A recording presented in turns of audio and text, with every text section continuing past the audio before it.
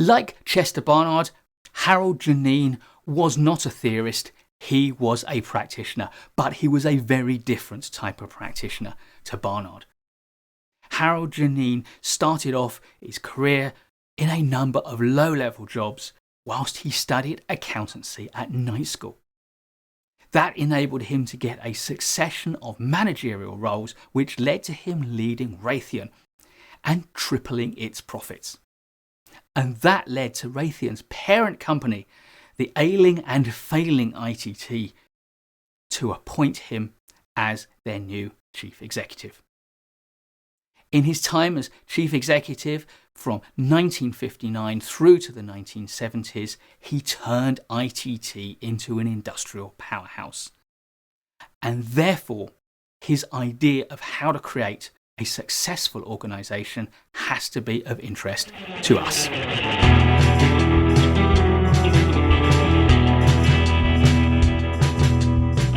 Before we go on, let's compare Geneen with his predecessor at ITT, who was appointed for 2 years to stabilise the business and to recommend a new appointment to succeed him. Who did Geneen's predecessor recommend? Himself. The board rejected that idea out of hand, which was a good thing for ITT at the time because Geneen's appointment transformed the organisation. And it did so because, as one of the very first chief executives who was actually an accountant, Geneen focused on the facts, the data and the numbers. And that was what transformed ITT. You could argue that Geneen was the ultimate practitioner of Drucker's idea of management by objectives, and those objectives were making money. But really, I prefer to see Geneen as the ultimate practitioner of Weber's ideas. He took the idea of a rational, logical organisation and made it live.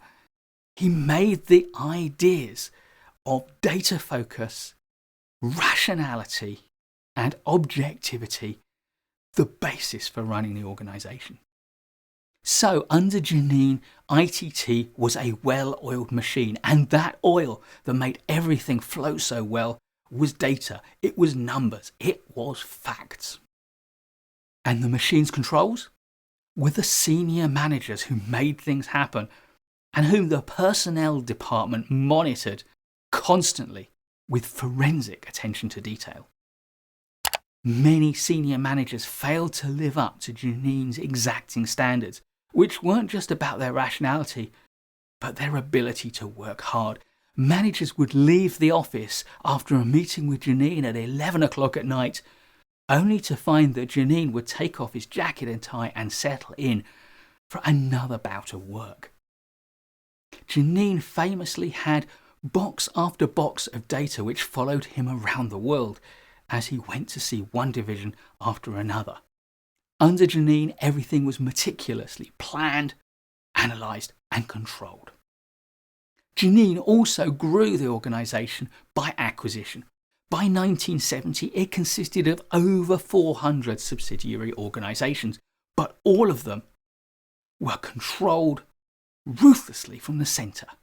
This was the acme of the bureaucratic, hierarchical, controlling multinational organisation. Of course, Geneen was aware that the rigid control that he sought to exert was not the only way that business got done. A great example of that was when he said that every company had two organisational structures. The former one is written in the charts.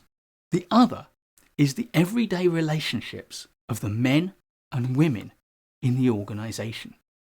ITT was hugely successful under Geneen, but in 1979, when he stepped down, the whole house of cards collapsed.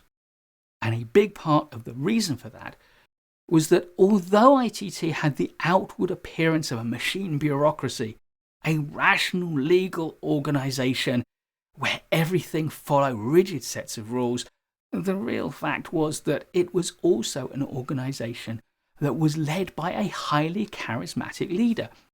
Not all charisma is about attractive personality and visionary statements. It was Geneen's high work ethic, his absurd drive to work himself and the people around him to the limits of their capabilities. Of course, when he left, no one was able to maintain that drive, and quickly things started to unravel. And that, unfortunately, was coupled with a number of scandals around improprieties that had been executed under Geneen's leadership. But I think there is still a lot that we can learn in the modern world from the ITT of the 1960s and 70s that Geneen led to such great successes, even if ultimately we might see it as a failed experiment. And I call it a failed experiment because although the name ITT still survives and it's still a successful company today, ITT stood for International Telephone and Telegraph, and the ITT of today is no longer in the telephone and telegraph business. But what we can learn from the organisation is that an organisation that values data and evidence can be highly successful.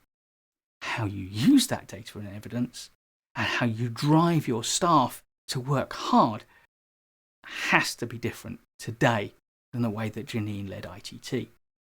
And that, of course, leads me to think about Charles Handy's III organisation, the importance of intelligence, ideas, and information.